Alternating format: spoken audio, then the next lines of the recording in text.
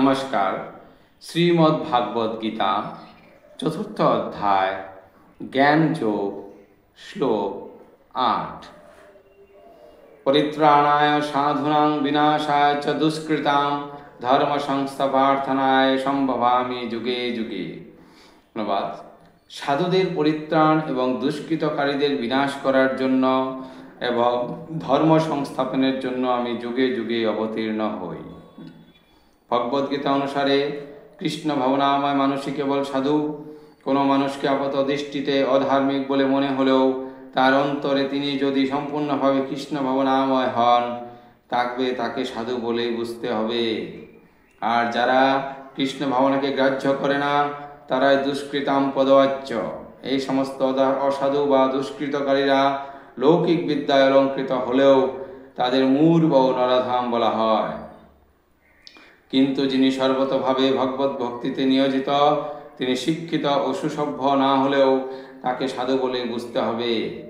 রাবণ, কংস আদি অসুরদের নিধন করার জন্য পরমেশ্বর ভগবান যেমনভাবে অবতরণ করেছিলেন, নিরীশ্বরবাদীদের বিনাশ করিবার জন্য তাকে তেমনভাবে অবতরণ করতে হয় না। ভগবানের অনেক অনুচর আছেন যারা অনায়াসে অসুরদের সংহার করতে পারেন, কিন্তু ভগবানের অবতরণের উদ্দেশ্য হচ্ছে অসুরদের দ্বারা সর্বদা উৎপীড়িত তার অনন্য ভক্তদের পরিত্রাণ করা। অসুরেরা ভক্ত নানাভাবে কষ্ট দেয়, এমনকি ভক্ত যদি তার স্বজনও হয়।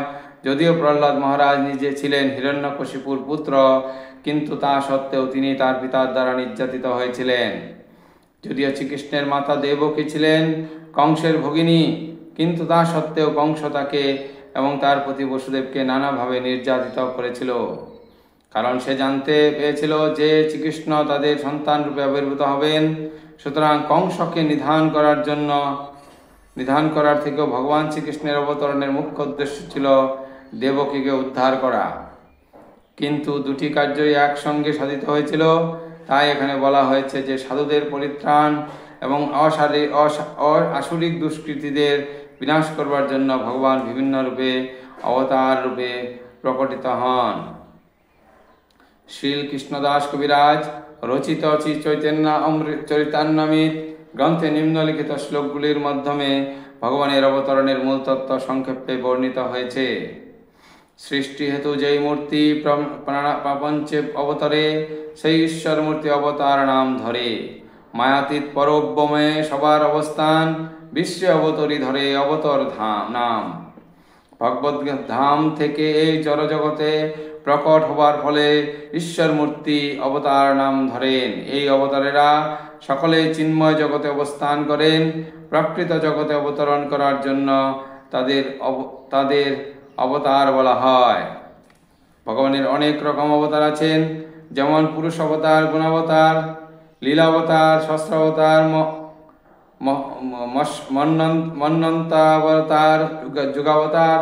তারা নির্ধারিত সময়ে ব্রহ্মাণ্ডের বিভিন্ন স্থানে অবতরণ করেন, কিন্তু ভগবান শ্রীকৃষ্ণ সমস্ত অবতারের উৎস আদি পুরুষ।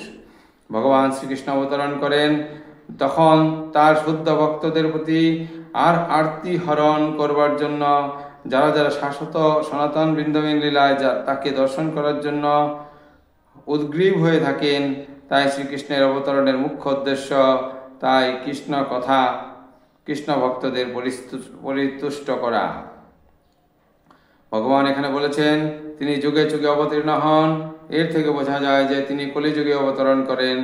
যেমন শ্রীমদ্ ভাগবতে বলা হয়েছে, কলিযুগে অবতার শ্রী চৈতন্য মহাপ্রভু, যিনি সংকীর্তন যজ্ঞের মাধ্যমে শ্রীকৃষ্ণের আরাধনার প্রচার এবং সমগ্র বিশ্ববর্মে ভক্তির প্রচার করবেন। তিনি ভবিষ্যবাণী করে গেছেন, পৃথিবীতে আছে যত নরনাদি গ্রাম, সর্বত্র প্রচার হইবে মোর নাম।